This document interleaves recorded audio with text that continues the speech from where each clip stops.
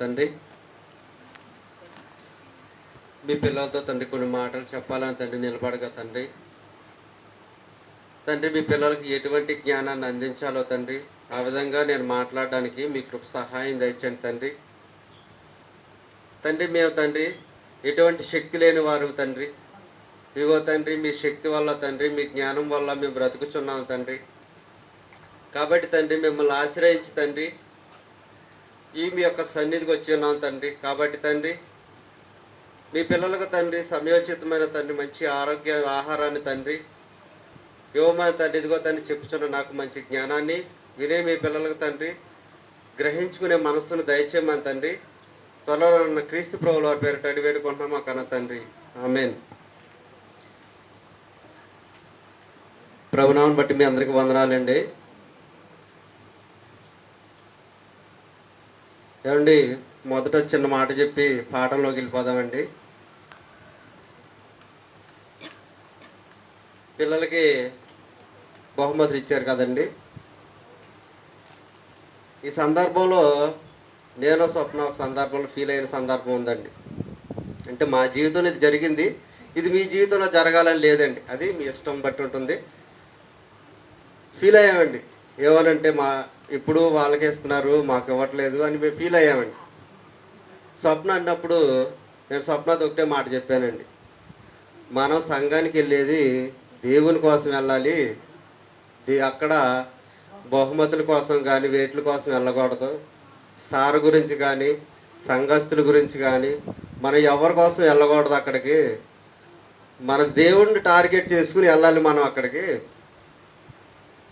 ఒకవేళ సంఘం ద్వారా రావండి ఏదైనా అవమానాలు ఎదురవ్వో, ఒకవేళ అటువంటి ఏమైనా ఎదురైనా సరే మనం వాటిని ఎదుర్కొని సంఘానికి వెళ్ళాలని ఆ రోజు చెప్పడం అనేది జరిగిందండి.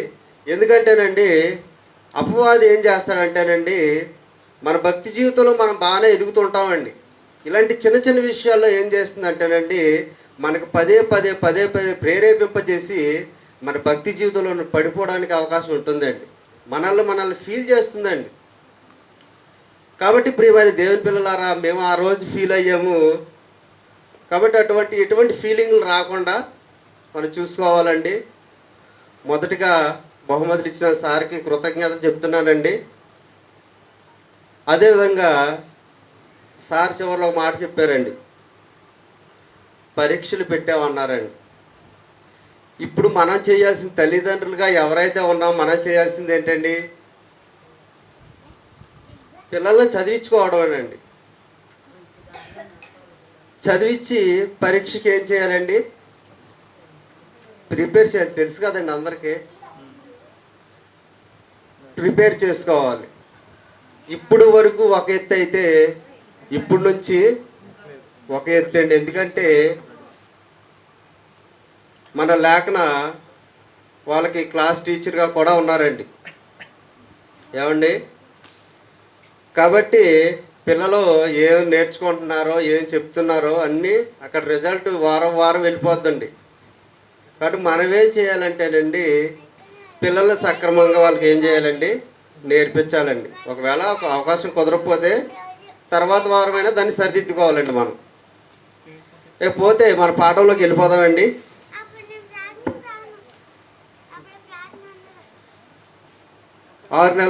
సంవత్సరంలో 6 నెలలని పూర్తి అయిపోయాయండి మన జీవితంలో. ఏమండి, 7వ నెల మొదలు పెట్టామండి. అంటే 6 నెలలు అయిపోయినాయండి.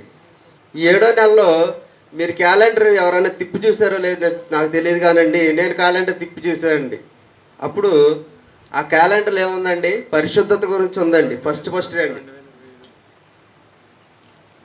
ఏంటంటేనండి అది పరిశుద్ధత యందును ఘనత యందును మన ఘటములను ఎట్లు కాపాడుకొనవలెనో అది ఎరిగి ఉంటే దేవుని చిత్తం. అంటే మన ఘటాలను పరిశుద్ధంగా ఉంచుకోవడమే దేవుని చిత్తం అని దీని యొక్క భావం అండి. ప్రియమైన దేవుని పిల్లలారా, ఈ 6 నెలల్లో సారు పరిశుద్ధత గురించి ఎలా చెప్పారో, ఎలా మన క్యాలెండర్లో మనం ప్రింట్ చేసుకున్నామో అదేవిధంగా పరిశుద్ధత గురించి మనం కొన్ని మాటలు చెప్పుకుందామండి. ఫస్ట్ పాఠం అర్థం అవ్వాలంటే కొన్ని ఎగ్జాంపుల్స్ చెప్పుకొని పాఠంలోనికి మనం వెళ్ళిపోదామండి. ఎపిఎస్సి పత్రిక అండి,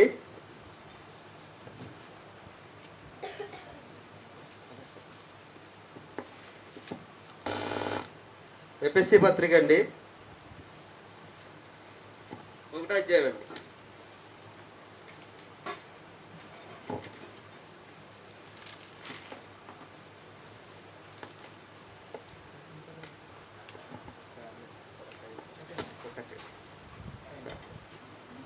ఏమండి 1వ అధ్యాయం అండి, 7వ వచనంలో అండి. ఒకసారి చూసుకుందామండి. 7వ వచనం మధ్యలో ఒకసారి చదివేసుకుందామండి. 7వ వచనం అండి. దేవుని కృపా మహాదైశ్వర్యంను బట్టి ఆ ప్రియుని యందు ఆయన రక్తము వలన మనకు విమోచనము అనగా మన అపరాధముల క్షమాపణ కలిగి ఉన్నది. ఏమంటే మధ్యలో రక్తము వలన మనకు విమోచన అనగా అంటే విమోచన కలిగి ఉన్నది అంటున్నారండి. ఈ వచనాన్ని బట్టి అండి. విమోచన మనకి ఎక్కడ కలిగిందండి? విమోచన మనకి ఎక్కడ కలిగిందండి? మనం యేసుప్రభుల వారి రక్తాన్ని సిలువ దగ్గర ఆశ్రయించినప్పుడు మనకి విమోచన అనేది కలిగిందండి. ఇక్కడ మనకు 1:7 వచనంలో విమోచన కలిగింది అని చెప్తున్నారు. 14వ వచనానికి వచ్చేసరికి అండి ఒకసారి చూసుకుందామండి.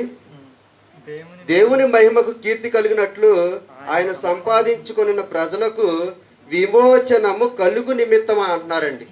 ఏమండి, అక్కడేమో విమోచన కలిగిందని చెప్తున్నారు, ఇక్కడే విమోచన కలుగు నిమిత్తం అంటున్నారండి. అంటే వచ్చిన దాని తర్వాత విమోచన అనేది వచ్చిన తర్వాత దాని తర్వాత ఇంకేదో జరగాలని ఇక్కడ మనకి చెప్పడం అనేది జరుగుతుందండి. అంటే ఆల్రెడీ ఒక విమోచన అనేది పొందాం మనం, ఇంకో విమోచన అనేది పొందవలసి ఉందని ఇక్కడ మనకి తెలియజేయడం అనేది జరుగుతుందండి. ఇంకో వచ్చినవండి ఎఫెసీ పత్రిక అక్కడే 2వ అధ్యాయం అండి, 7వ వచనం అండి. 7వ వచనం అండి. క్రీస్తు యేసునందు మనలను ఆయనతో కూడా లేపి పరలోకమందు ఆయనతో కూడా కూర్చుండబెట్టెను. ఏమండి వాక్యం సార్ వివరించారండి ఒకసారి. అంటే పరలోకమందు కూర్చుండబెట్టేశారు అన్నారండి. మనం ఎప్పుడు పరలోకం వెళ్ళామండి? మరి వెళ్ళలేదండి. అంటే అక్కడికి బాగా గుర్తుందండి. సంఘంలో కూర్చోబెట్టారంటే పరలోకం దేనికి సాదృశ్యంగా చూపిస్తున్నారండి? ఇక్కడ సంఘాన్ని చూపిస్తున్నారు. అంటే ఇక్కడ పరలోకంలో కూర్చుండబెట్టానని ఉందండి. అంటే దీని తర్వాత ఏదో చేయాలి అని చెప్తున్నారంటే 2 కొరింథీ పత్రిక అండి. అంటే ఇక్కడ ఏం చెప్పారండి? పరలోకంలో మనం ఆల్రెడీ కూర్చుండిపోయామని చెప్తున్నారండి. 2వ కొరింథీ పత్రిక అండి, 5వ అధ్యాయం అండి.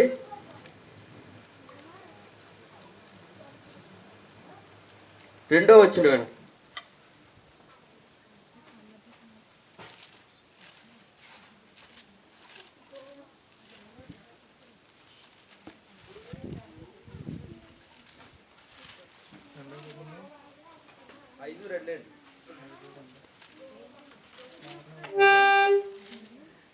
మనము దిగంబరులు కాక వస్త్రమును ధరించుకొని వారముగా కనబడదుము. కాబట్టి పరలోకము నుండి వచ్చు మన నివాసమును మన దీనిపైన ధరించుకొని అపేక్షించు దీనిలో మూలుగుచున్నామని ఉందండి. అక్కడేమో పరలోక రాజ్యంలో కూర్చుండబెట్టిన ఉందండి. ఇక్కడికి వచ్చేసరికి ఏముందండి?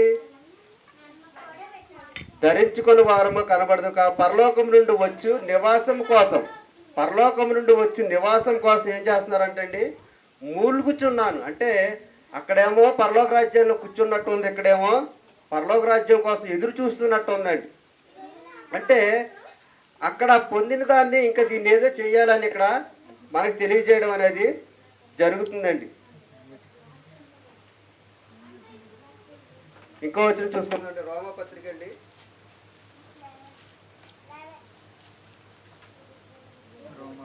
6వ అధ్యాయం అండి. రోమపత్రిక 6వ అధ్యాయం అండి, 6వ అధ్యాయం 2వ వచనం అండి. పాపము విషయమై చనిపోయిన మనము ఇక మీదట ఎలాగూ దానిలో జీవించదు అంటే పాపం విషయమై మనం ఏం చేసామండి?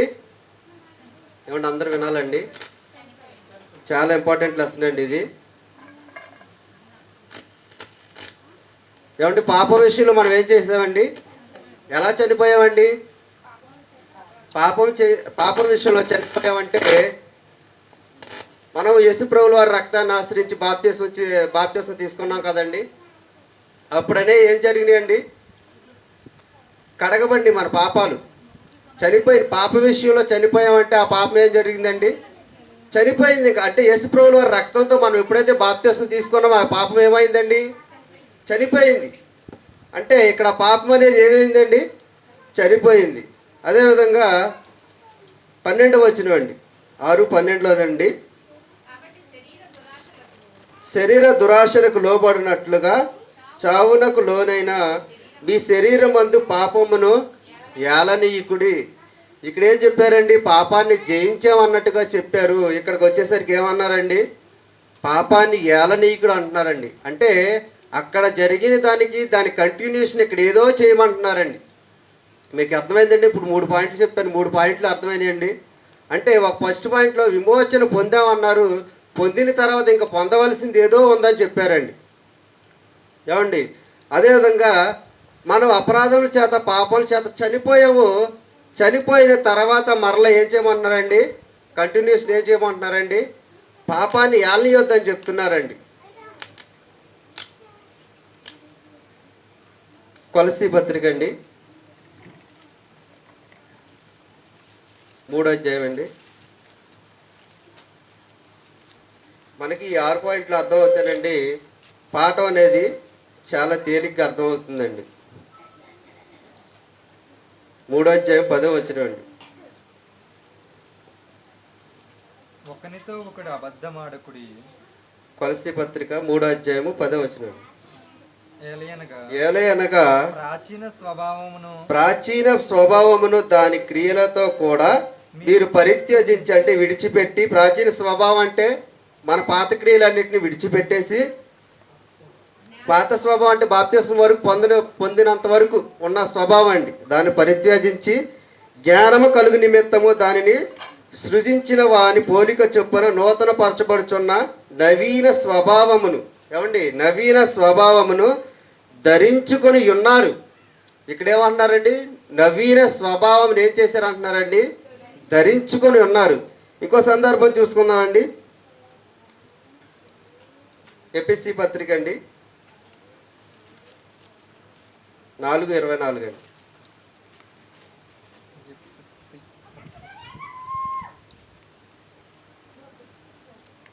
నీతియు యథార్థమైన భక్తి కలవారై దేవుని పోలికగా సృజింపబడిన నవీన స్వభావమును ధరించుకొనవలను. ఏమండి? అక్కడేమో ధరించుకున్నాం అన్నారు, ఇక్కడ ఏమంటున్నారండి? ధరించుకొనవలను అంటున్నారు. అంటే ధరించుకున్నాము, దాని తర్వాత కంటిన్యూషన్గా ఏదో చెయ్యాలని ఇక్కడ మనకి చెప్తున్నారండి. అంటే నవీన స్వభావం ఫస్ట్ మనం ధరించుకున్నామన్నారు, దాని తర్వాత ఏమంటున్నారండి? నవీన స్వభావమును ధరించుకొనవలను అంటున్నారండి. ఏమండి? ఇలా చెప్పుకుంటే 6 పాయింట్లు ఉంటుందండి. చెప్పేసుకుందామండి. ఆ 2 పాయింట్లు కూడా. 1 యోహాను సువార్త అండి, 1 యోహాను సువార్త అండి, 1 యోహాను పత్రిక అండి,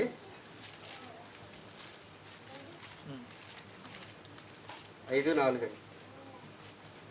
దేవుని మూలముగా పుట్టిన వారందరూ లోకమును జయించుదురు. లోకమును జయించిన విజయము మన విశ్వాసం. అంటే విశ్వాసం వల్ల మనం ఏం చేసామండి? విజయాన్ని పొందాం. అంటే లోకాన్ని ఏం చేసామండి? జయించాము. మన విశ్వాసమును బట్టి లోకమును జయించాము అని ఇక్కడే చెప్తున్నారు.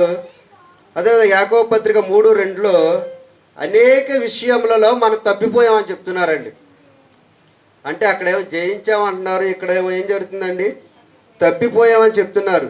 అక్కడ విశ్వాసం చేత జయించాము, కానీ ఇక్కడ తప్పిపోతున్నారంటే మనిషి శరీరం ధరించిన తర్వాత ప్రతి మనిషి పాపంలో పడిపోయే అవకాశం ఉంటుందా? ఉండదండి. బాప్తీసం పొందిన తర్వాత ఉంటుందండి. మనిషి జన్మించిన తర్వాత తప్పు చేసే అధిక అవకాశం అనేది ఉంటుంది. అంటే అక్కడ జయించాము, మరలా ఏం చేస్తున్నాం అంటే ఇక్కడండి ఏం చేస్తున్నామని చెప్తున్నారండి? పడిపోయే అవకాశం అనేది ఉందని చెప్తున్నారండి. ఏమండి? ఈ అన్ని పాయింట్లు మీరు తెలుసుకున్న తర్వాత మీకు ఏమర్థమైందండి? ఒక విషయం చెప్పండి. ఏమైనా అర్థమైందండి నేను చెప్పింది? అంటే ఒక పని జరిగింది, ఆ పని జరిగిన తర్వాత దాన్ని కంటిన్యూషన్గా ఏదో చెయ్యాలని చెప్తున్నారండి దేవుడు. ఏమండి, ఇప్పుడు అసలైన విషయానికి వచ్చేద్దామండి. 1 కొరింథీ పత్రిక అండి,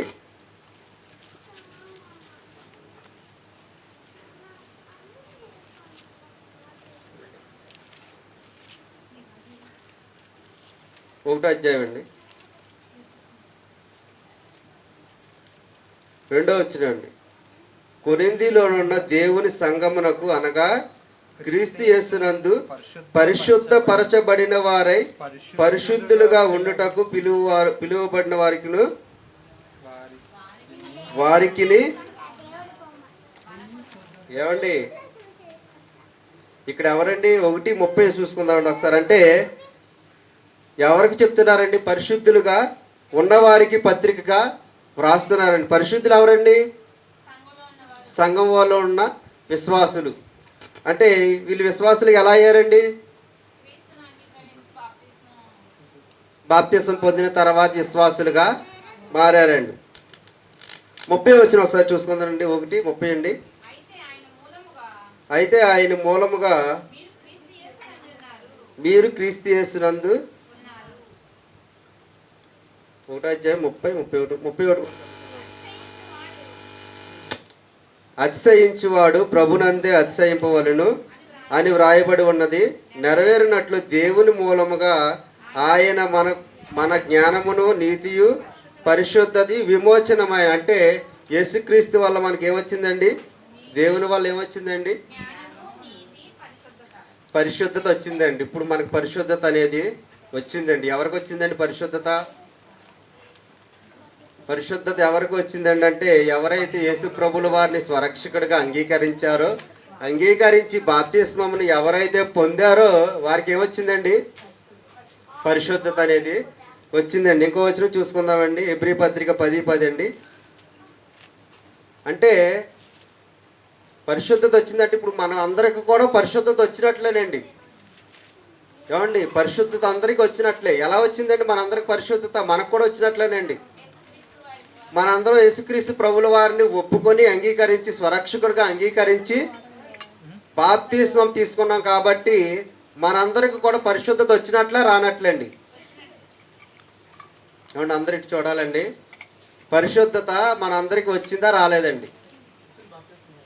చెప్తేనే వచ్చినట్టండి, చెప్పకపోతే రానట్టండి. ఏమండి,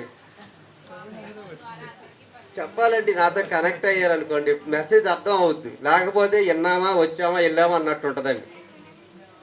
మీరు నాకు సమాధానం చెప్తుంటే మీకు మెసేజ్ అనేది మైండ్లోకి వెళ్తూ ఉంటుందండి. లేకపోతే ఏమవుతుందంటే మీరు ఏదో ఆలోచనలోకి వెళ్ళిపోతారు, నేనేదో చెప్పుకుంటాను, మీరేదో అంటారు, ఇంటికి వెళ్ళిపోతామండి. ఈ వారం గడిచిపోయిందండి. అంతే కదండి. మళ్ళీ వారానికి ఎప్పుడు ఉండేదెవరో చెప్పలేమండి. కాబట్టి ప్రియమైన దేవుని పిల్లలారా, అందరూ నా వైపు చూడాలండి. బైబిల్ చదివేటప్పుడు చదువుకుందామండి. అంటే మనందరం యేసు ప్రభుల వారిని స్వరక్షకుడిగా అంగీకరించి బాప్తిసం తీసుకున్నామండి. ఎప్పుడైతే మనం బాప్తిసం తీసుకున్నప్పుడు ఏమైందండి? మన పాపాలనే కడగబడ్డాయి. అప్పుడు నీతిమంతులుగా పరిశుద్ధులుగా మనం ఏమయ్యామండి? మార్చబడ్డాం.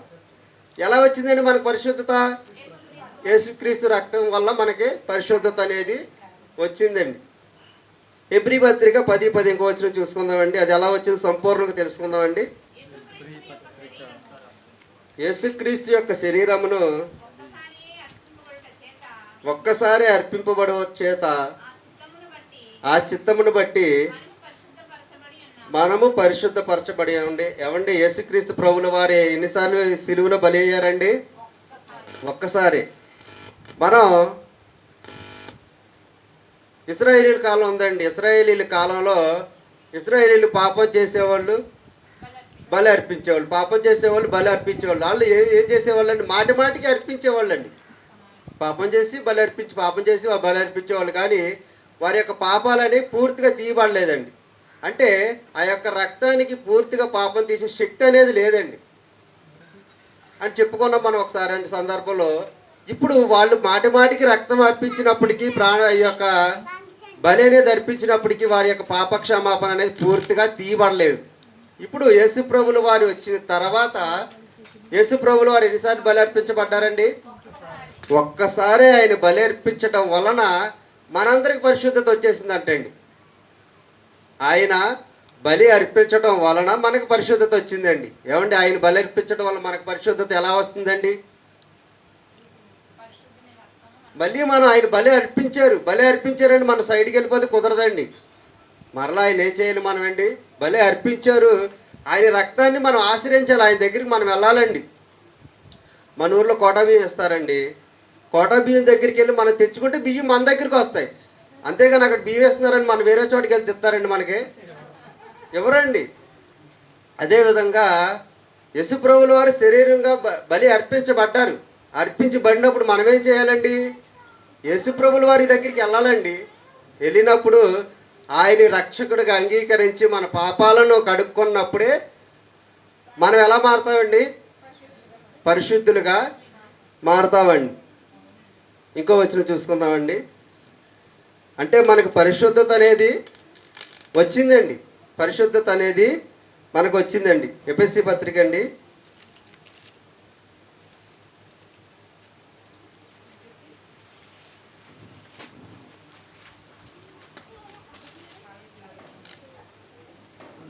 ఒకటో అధ్యాయం ఒకటో వచనండి.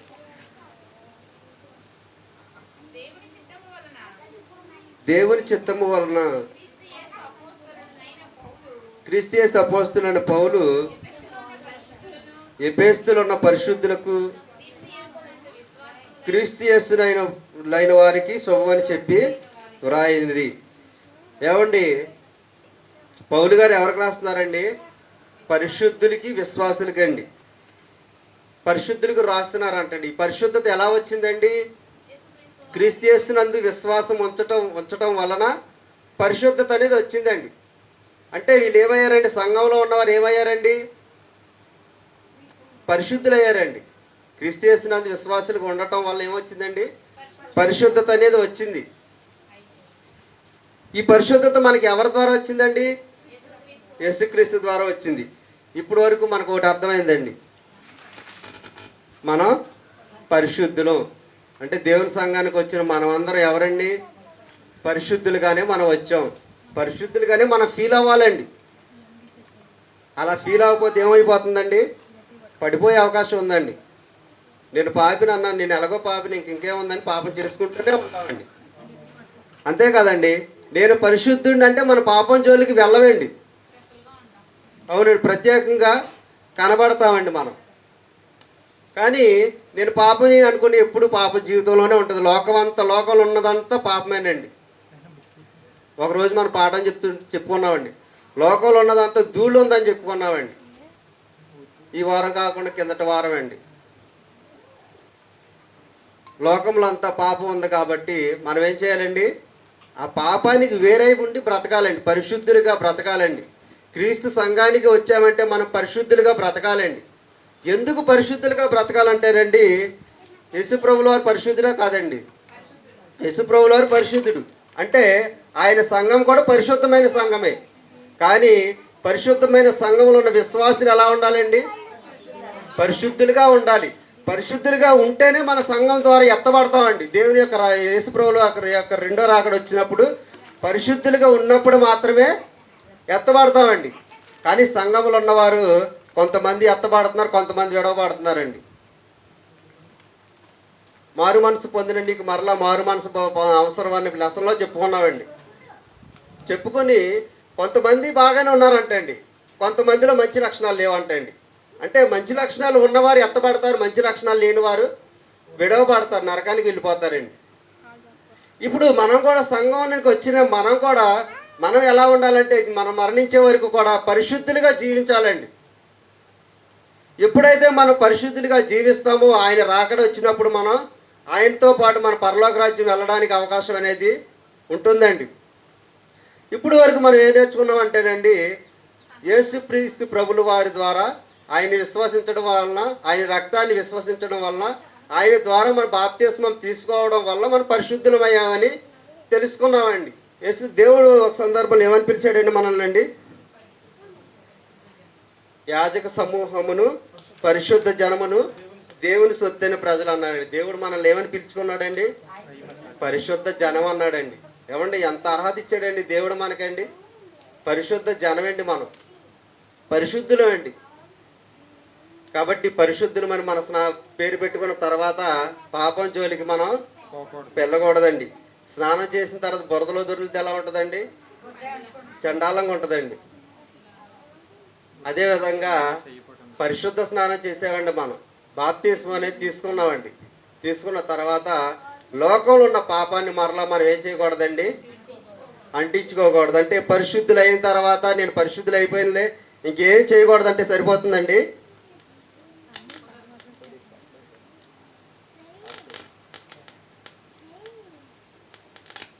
ఇప్పుడు మనం మొక్కే గింజ పెట్టామండి.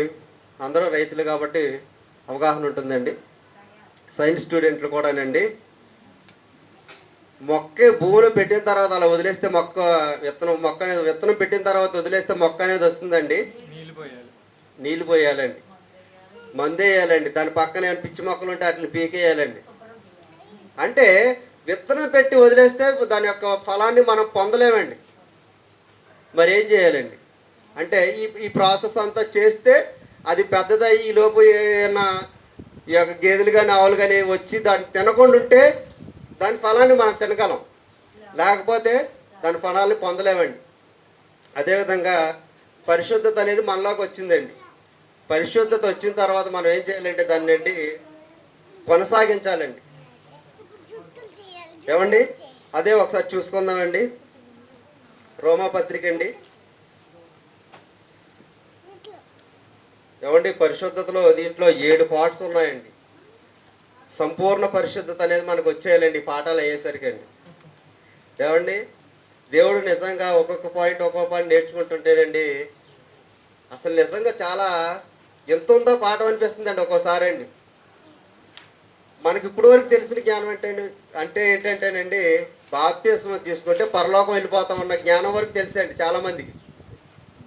లోకంలో ఉన్న పరిస్థితి అండి, నేను బాప్తిస్మం తీసుకున్న పరలోకం వెళ్ళిపోతా అనే ఆలోచనతో ఉన్నారండి. కానీ పాపం చేయకూడదు, పరిశుద్ధులుగా బ్రతకూడదని చాలామంది తెలియదండి.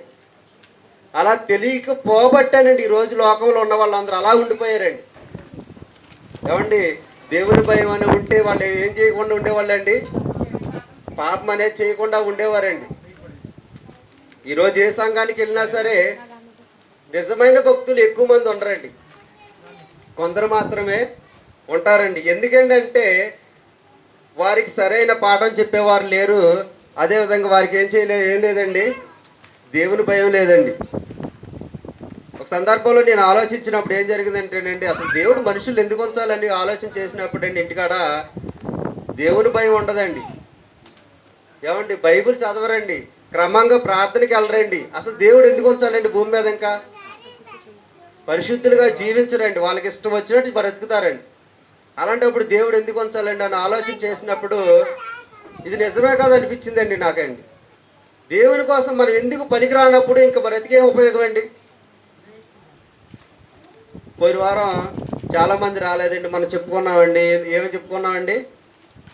ఎవరి క్లాసులు వాళ్ళు చెప్పుకోవాలని ప్రిపేర్ అవ్వాలని చెప్పుకున్నామండి. అన్నయ్యలు రాలే చాలామంది చెప్పుకున్నామండి. ఎందుకంటే దేవుడు మనకి అవకాశం ఇచ్చాడండి మన క్లాసులు మనం చెప్పుకోవడానికి. అంటే దేవుని గురించి ఇతరులకు చెప్పడానికి దేవుడు ఏం చేశాడండి, మనకు అవకాశం ఇచ్చాడండి. చాలామందికి అవకాశం అనేది లేదండి. అనేక మంది త్రాగి తిరుగుతూ తనకి ఇష్టానుసారంగా బ్రతుకుతున్నారండి. ఏమండి దేవుడు మనకు ఒక తలంతును అనేది ఇచ్చాడండి.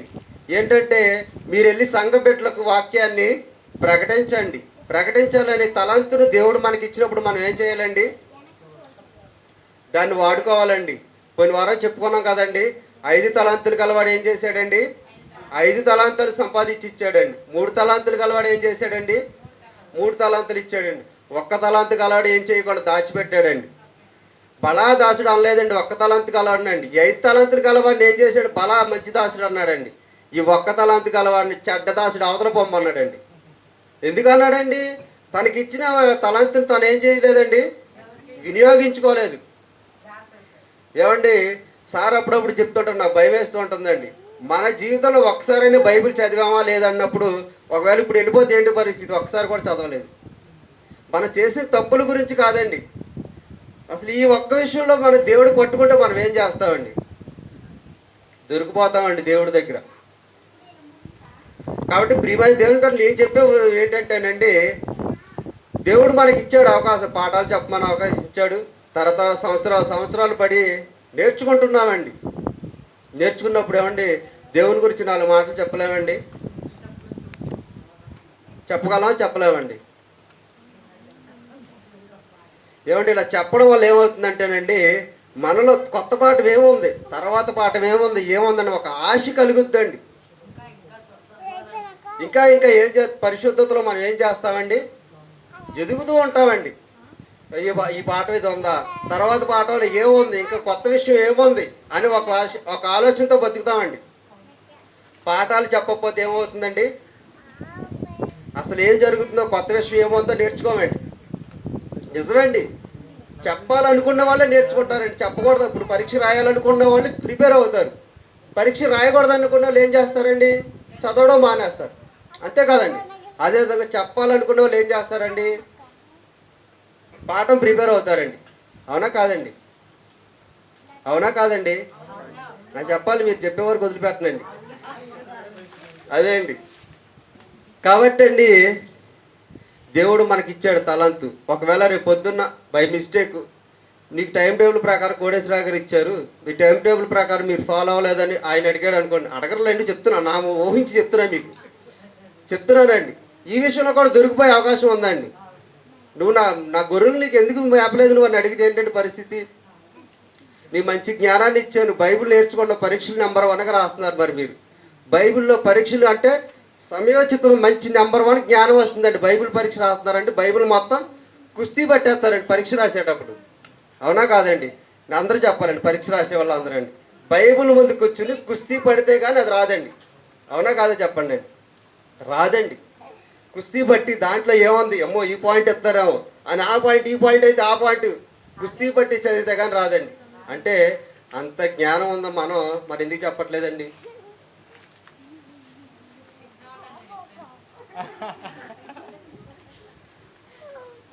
అక్క కృష్ణ ఉన్నారు, సార్ ఉన్నారు కాదక్క, అందరూ చెప్పాలక్క, అందరూ చెప్దామక్క. నేను ఒక్కడనే కాదక్క, దేవుడు అందరినీ వాడుకుంటాడక్క. కాబట్టి అందరూ ఏం చేయాలండి? తెలుసుకోవాలండి. మనం దేవుడు మనకిచ్చిన తలంతుని ఏం చేయాలండి? వాడుకోవాలండి. ఏమండి, వాక్యం ఎప్పటికప్పుడు ప్రిపేర్ అవుతే ఏమవుతుందంటేనండి, మన పరిశుద్ధతను కోల్పోవండి. ఏమండి, దేవుని భయం అనేది మనలో ఉంటుందండి. దేవుని కోసం బ్రతకాలని ఒక ఆలోచన ఉంటుందండి. ఏమండి, ఇంతకు ముందు దానికి ఇప్పుడు దానికి చాలా మార్పు వచ్చిందండి నాలో అండి. ఎందుకంటే నేను పరీక్ష రాయని పాఠాలు కూడా చదువుతున్నానండి. నేను అంతకుముందు అపోస్తుల కార్యాలు అవి రాయలేదండి, రాయిపోయినా నేను ఇప్పుడు చదువుకుంటూ వస్తున్నానండి. ఎందుకంటే సార్ చెప్పిన మాట గుర్తొస్తుందండి.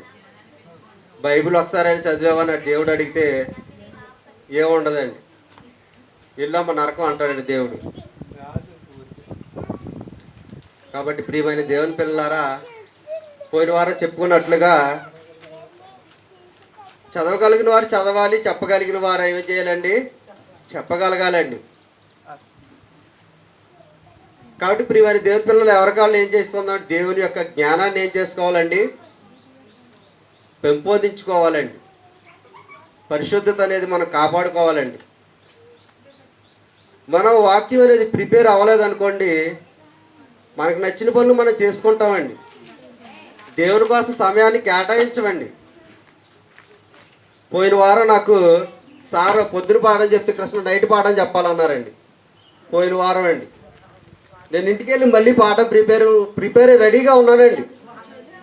ఎందుకండి ప్రిపేర్ అయ్యి రెడీగా ఉన్నానండి? మళ్ళీ నాకు చెప్పాలి నైట్ కానండి.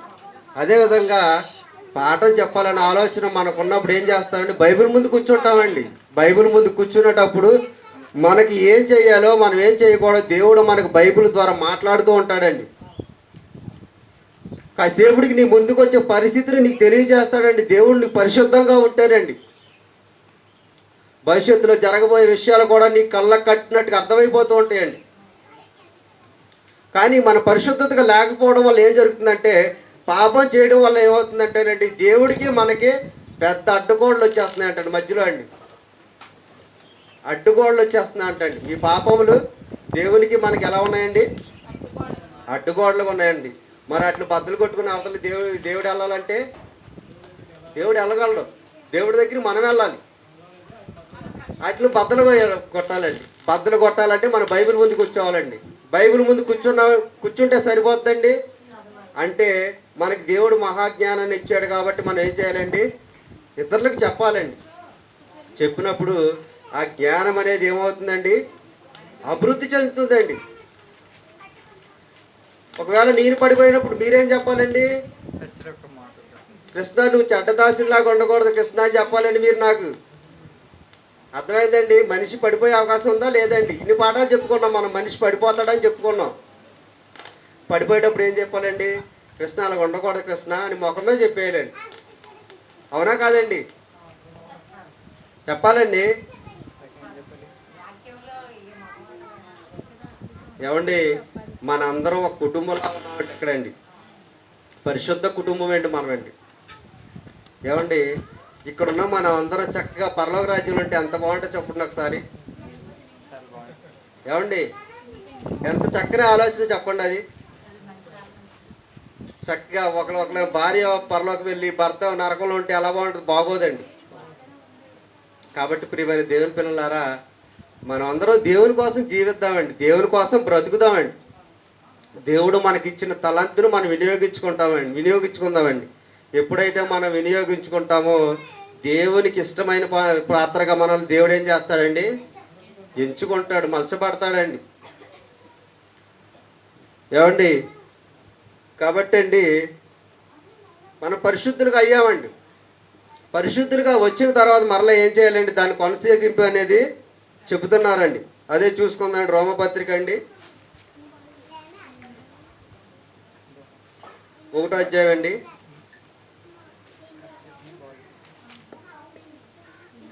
7వ వచనం ఉంటుందండి. రోమాలో ఉన్న దేవుని ప్రియులకు అందరికీ, అనగా పరిశుద్ధులుగా ఉండుటకు పిలువబడిన వారికి అందరికీ. ఏమండి, ఫస్ట్ ఏమన్నారండి మనకండి? మీరు పరిశుద్ధులు అయిపోయారు అన్నారండి. ఏమంటే అవునా కాదండి? సపరేట్ చూడాలి. ఫస్ట్ ఏమన్నారండి? మీరు పరిశుద్ధులు అయిపోయారు అన్నారండి.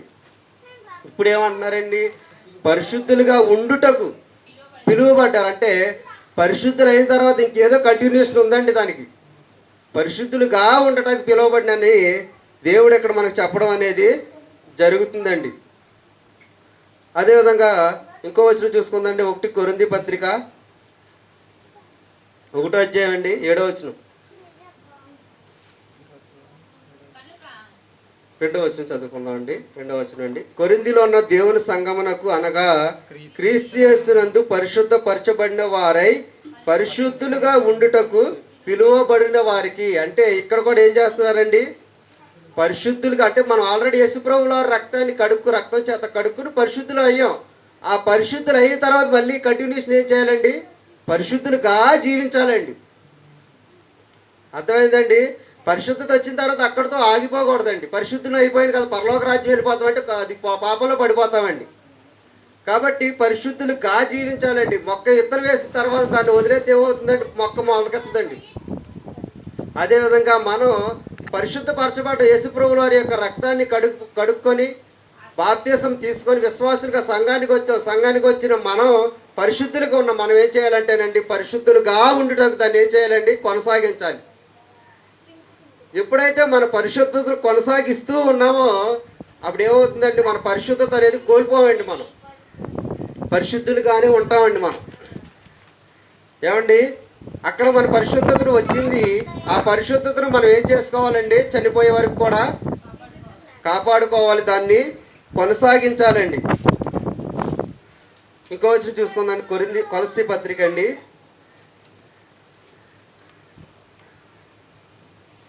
1:28 అండి.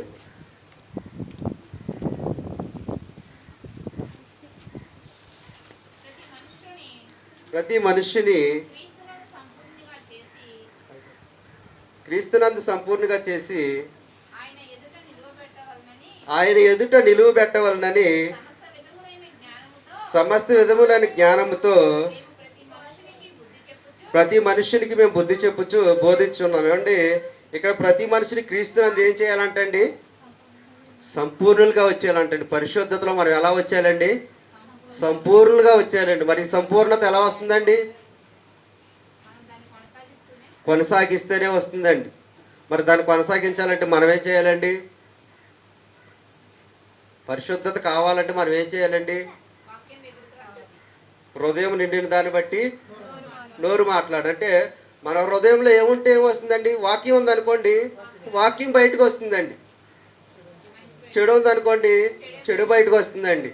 మన హృదయంలో అసూయ ఉందనుకోండి, అసూయ బయటకు వస్తుంది. ఏమండి, మన హృదయంలో బూతులు ఉన్నాయనుకోండి, అవే బయటకు వస్తాయండి. పాపం చేయాలనే ఆలోచన ఉందనుకోండి, మన హృదయంలో ఏమొస్తుందండి? పాపం చేయాలని కోరిక వస్తుందండి. కాబట్టి మన హృదయాన్ని దేనితో నింపుకోవాలండి? వాక్యం చేత నింపుకోవాలండి. వాక్యం చేత ఎప్పుడైతే మనం నింపుకున్నామో పరిశుద్ధులుగా మనం ఏం చేస్తామండి? మారిపోతామండి. వాక్యం, దేవుని వాక్యం ఎంత పరిశుద్ధమైనదండి! దేవుని వాక్యం ఎంత పరిశుద్ధమైనదండి! పరీక్ష రాశారండి, వచ్చిందండి. అది ప్లస్ మట్టి మూసలో 7 మార్లు కడిగిన వెండి అంత పవిత్రం అంటండి. మర్చిపోయారండి? అంత అంత పవిత్రమైనదంటండి. అంటే వాక్యాన్ని వింటే, మా వాక్యాన్ని నేర్చుకుంటే వాక్యమే అంత పవిత్రమైనదంటే వాక్యాన్ని అనుసరించిన మనం ఎలా మారిపోతామండి? వాక్యాన్ని అనుసరిస్తే పరిశుద్ధంగా మారిపోతాం. అంటే ఆ యొక్క పరిశుద్ధ వాక్యాన్ని మనం ఏం చేసుకోవాలండి? హృదయంలో నింపుకోవాలండి. నింపినప్పుడే పరిశుద్ధ మాటలు అనేవి బయటకు వస్తాయండి. మన హృదయంలో పరిశుద్ధ వాక్యం అనేది లేనప్పుడు పరిశుద్ధ మాటలు అనేవి బయటికి రావండి. కాబట్టి ప్రియమైన దేవుని పిల్లలు ఏం చేయాలంటే పరిశుద్ధతను పొందాము. పరిశుద్ధతను పొందిన తర్వాత దాన్ని కొనసాగించాలి. కొనసాగిస్తూ ఏం చేయాలండి? దానిలో సంపూర్ణంగా మారిపోవాలండి. ఏమండి,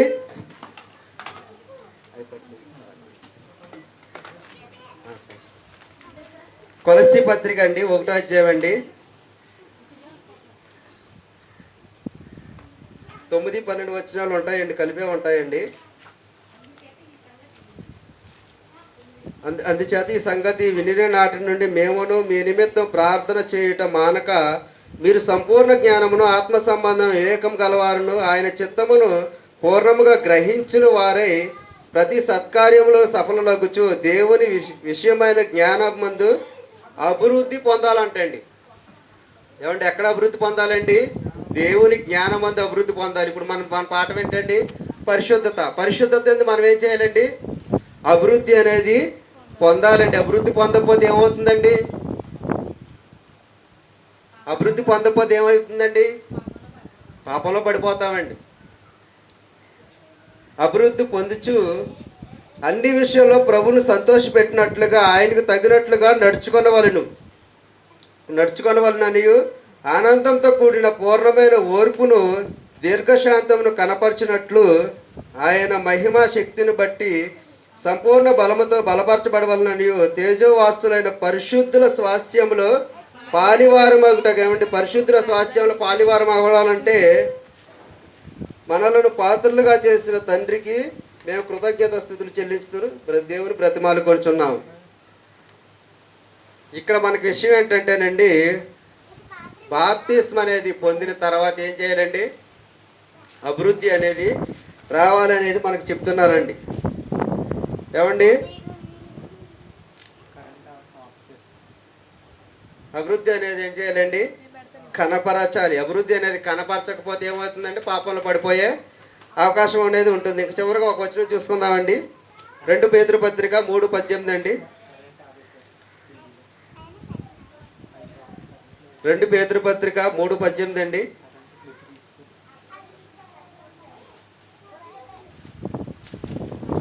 ఎలయనగా మనలను దేవుని యొద్దకు తెచ్చుటకు అనీతిమంతుల కొరకు నీతిమంతుల కొరకును అనీతిమంతుల కొరకు నీతిమంతుడని క్రీస్తు శరీర విషయంలో చంపబడి ఆత్మ విషయంలో బ్రతికింపబడి పాపం విషయంలో ఒక్కసారే శ్రమ పొందెను.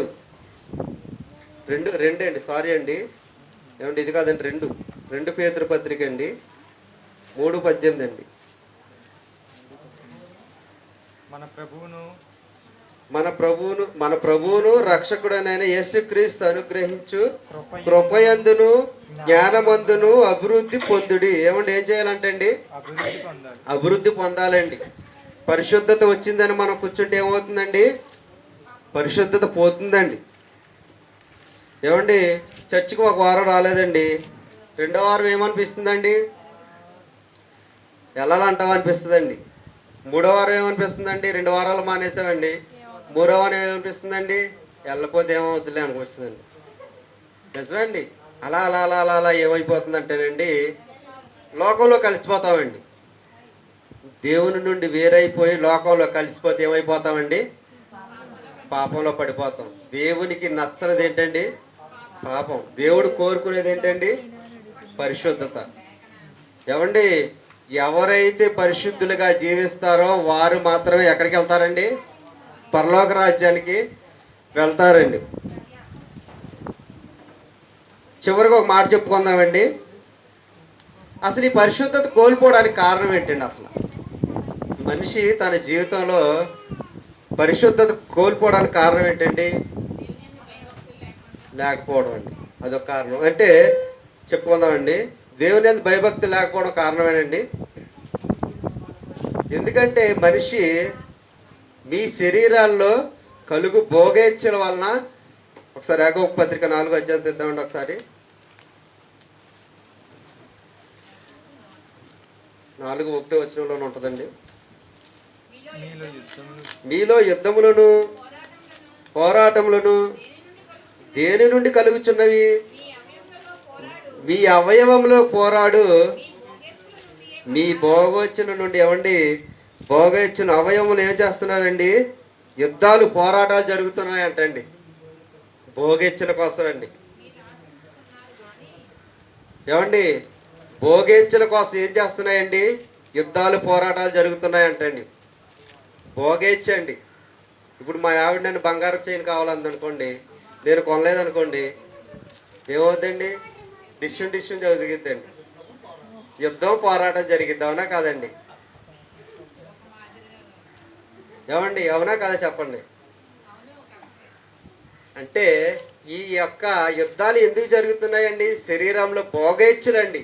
భోగం కావాలి, నాకు అది కావాలి ఇది కావాలి అనడం వల్ల, ఈ భోగేచ్ఛల వల్ల ఏమవుతుందంటేనండి, మనకు నచ్చినట్లుగా మనం బ్రతుకుతాము. ఎప్పుడైతే మనకు నచ్చినట్లుగా మనం బ్రతికామో పరిశుద్ధతను కోల్పోతామండి. దేవునికి నచ్చినట్లుగా మనం బ్రతకకపోతే మనం ఏం చేస్తామండి, పాపంలో పడిపోతామండి. చివరిగా ఒక మాట చెప్తానండి. ఏమండి మొన్న అంతకుముందు హరిభవాన్ని ఫస్ట్ వచ్చాడండి, తర్వాత ప్రసాద్ తమ్ముడు ఫస్ట్ వచ్చాడు, తర్వాత జ్యోతక్క, ఇలా రాజేశాల్య, ఎవరికి వాళ్ళు ఫస్ట్ వచ్చారండి. ఇప్పుడు ఇక్కడ పెట్టే పరీక్షల్లో ఒకరి సొత్తు అండి అది, ఫస్ట్ రావడం అనేది. ఎవరైనా రావచ్చండి. ఏమండి ఫస్ట్ మొన్న నేను వచ్చానండి, ప్రిపేర్ అవుతే బైబిల్ ముందు కూర్చుంటే ఎవరైనా ఫస్ట్ రావచ్చండి.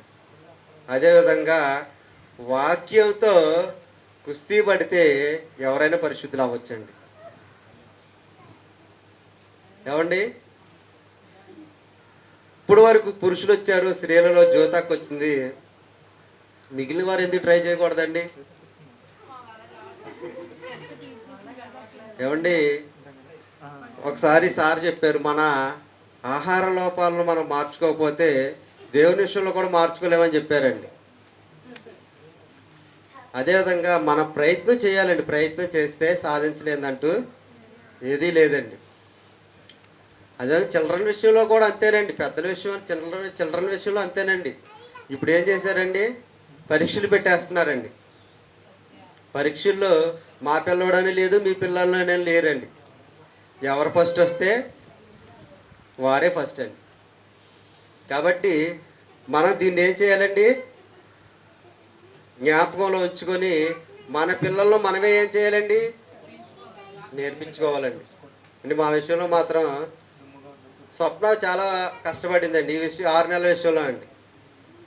ఎందుకంటేనండి నాకన్నా ఎక్కువ కేర్ తీసుకుందండి. నేనేం చేసుకునేవాడిని అంటేనండి ఎంతవరకు బైబిల్ చదవడం, నా పరీక్ష చదువుకోవడం సరిపోయేదండి. ఉన్న వాస్తవం ఒప్పుకుంటున్నానండి. చాలా కష్టపడిందండి. దానికి తగినట్టుగా దేవుడు ఏం చేశాడండి? ప్రతిఫలం ఇచ్చాడు. కష్టపడిన వాళ్ళు ఎవరికైనా దేవుడు ఏం చేస్తాడండి? ప్రతిఫలం ఇస్తాడు. ప్రియమైన దేవుని పిల్లలారా, ఎటువంటి మనస్వార్థాలకు వెళ్లకుండా మనం అందరం దేవుని పిల్లలం. దేవుని సంఘానికి వద్దామండి, పరిశుద్ధతగా జీవిద్దామండి, అందరం కలిసి పరలోకంలో కలుసుకుందామండి. ఏమండి? పరలోకం వస్తారా రారండి? చెప్పాలండి. మన పోరాటం ఒకటేనండి, పరలోకం కోసమండి. సంఘాన్ని చూడకూడదు, సంఘ పెద్దలను చూడకూడదు, సంఘ కాపరిని చూడకూడదండి. మనం ఇక్కడ ఇచ్చే గిఫ్ట్లు కూడా చూడకూడదండి. ఒక సందర్భంలో సార్ చెప్పారండి, పరీక్షలు రాసేటప్పుడు ఫస్ట్ సెకండ్ మనల్ని పరలోక రాజ్యం తీసుకెళ్ళవండి అని చెప్పారండి. గుర్తుందండి? మన వాక్యాన్ని ఎంత నేర్చుకున్నాము, వాక్య ప్రకారం ఎంత జీవిస్తున్నాం, వాక్య ప్రకారం ఎంత బ్రతుకుతున్నాం అనేది పరలోక రాజ్యం తీసుకెళ్తుందండి. దానికోసం మనం కష్టపడదామండి. సరేనండి, ప్రార్థన చేసుకుందామండి. ప్రియ పరలోకమందున మా కన్న తండ్రి, మీ పిల్లలతో తండ్రి కొన్ని మాటలు చెప్పాను తండ్రి. తండ్రి మీకు అనుకూలంగా ఏదైనా లేకపోతే దయతో నన్ను మన్నించండి తండ్రి. ఎవరి మనసైనా నొచ్చుకొని ఉంటే దయతో తండ్రి వారికి మంచి విముక్తిని దయచేయండి. పరిశుద్ధ దేవ, మా అందరి ఆలోచన ఒకటే తండ్రి, మీరు మమ్మల్ని పరిశుద్ధులుగా జీవించమంటున్నారండి ప్రభువా. మేము పరిశుద్ధులుగా జీవిస్తే ప్రభువా మీరు మా కొరకు సిద్ధపరిచిన పరలోక రాజ్యాన్ని ఇస్తారని మీ లేఖనాలు చెప్పుచున్నాయి తండ్రి. ఆ విధంగా తండ్రి మీకు ఇష్టమైతే, మీ చిత్తమైతే తండ్రి మేమందరం కూడా తండ్రి పరిశుద్ధంగా జీవించడానికి, మీకు ఇష్టమైన పరలోక రాజ్యంలో మేమందరం ప్రవేశించడానికి మీ కృప మా అందరికి సహాయం దయచేయమని తండ్రి, మా ప్రభువును మా రక్షకుడైన యేసుక్రీస్తు ప్రభువుని పేరట అడిగి వేడుకున్నాం మా కన్న తండ్రి. ఆమేన్.